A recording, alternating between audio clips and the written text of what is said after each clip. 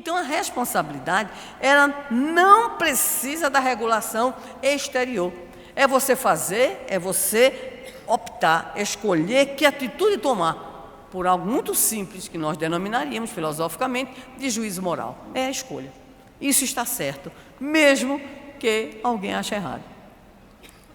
A minha consciência, a minha maneira de ver, a minha percepção de tal fato é que eu devo ter tal atitude. Então, a pessoa que atingiu a chamada consciência lúcida, ela será tão responsável quanto mais lúcida for essa consciência, e ela reagirá, ou ela agirá de conformidade com os seus valores, com a sua maneira de ver, com a sua interpretação. Então, a responsabilidade é essa conquista da alma, que passa pelos processos de evolução, porque alguém pode também indagar. Mas chega um momento que não tem, então, responsabilidade? Tem sim. No momento em que nós estamos na chamada infância do espírito, no momento em que nós somos guiados muito mais pelas forças do inconsciente, pelas forças instintivas, é como se nós não tivéssemos, de fato, a noção das nossas ações, a noção das nossas escolhas. E isso tem, vamos dizer assim, um certo nível, né? E que importa é isso ser levado em consideração na avaliação da nossa responsabilidade. Aprendemos na doutrina espírita que tudo aquilo que fazemos, que escolhemos como formas, né, de ação e de reação na vida, diante da natureza, das pessoas, de nós mesmos, da convivência, isso tudo tem duas coisas que estão presentes, atenuantes e agravantes. Então, as atenuantes dizem respeito àquilo que realmente pode até justificar, entre aspas, ou explicar, ou diminuir a nossa, entre aspas, culpabilidade. Mas os agravantes não, são complicados.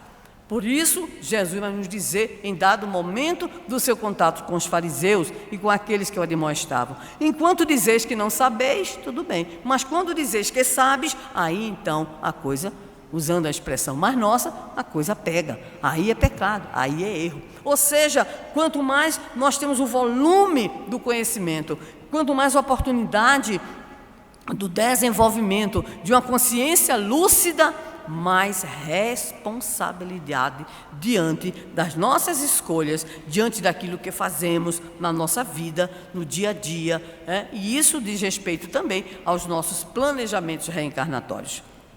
Há uma mensagem do nosso querido irmão X, no livro Compromissos de Amor, que diz respeito a um determinado cidadão que no plano espiritual se prepara nos estudos e nos processos de encontros, terapias, reuniões, etc. e tal, para reencarnar.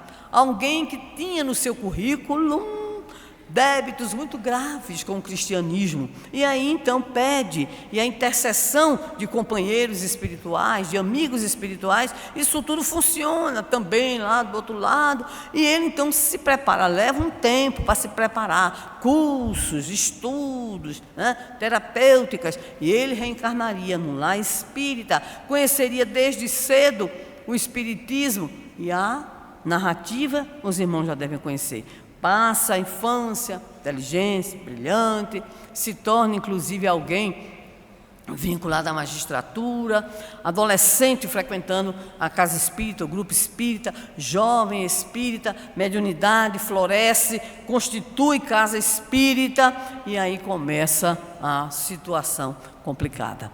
A programação estabelecida exigia vigilância, escolhas certas, constante meditação, atuação mediante os valores, mas emerge, e isso é quase que natural, daí a extrema necessidade permanente da nossa vigilância, a qual Jesus se referia, Kardec, os espíritos, os benfeitores espirituais. Cuidado, porque existe em nós uma bagagem, existe em nós, diz Emmanuel, milênios de sombra, e quando a gente faz esse movimento, a coisa fica complicada. E aconteceu. O nome que o espírito adota para essa personagem seria João Bonavides, é um nome hipotético. E aí ele vai, funda uma casa espírita, começa a oratória espírita, médio extraordinário, mas aí começa a vivenciar a experiência que satisfaz a ele da bajulação, do endeusamento. E aí a coisa começa a tomar um outro vulto. E João Bonavides, diz o espírito Humberto de Campos, a época que escreveu, já estava lá pelos seus 60 anos de idade, extremamente comprometido em razão do programa que havia traçado no plano espiritual e daquilo que começara bem, mas pela invigilância e principalmente pelo retorno às viciações do pretérito, tudo estava levando a crer que ele retornará provavelmente ao plano espiritual com graves problemáticas, assumindo mais compromissos para o futuro.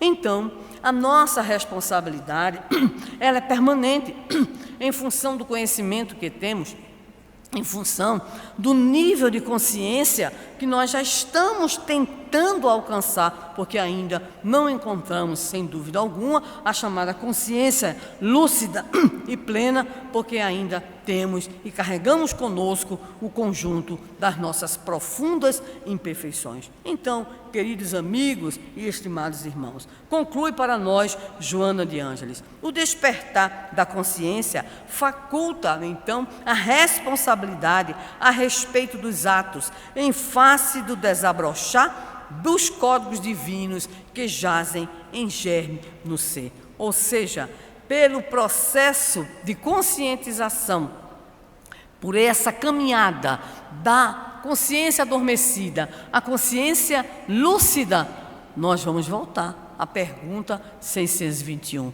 onde está inscrita a lei de Deus na consciência.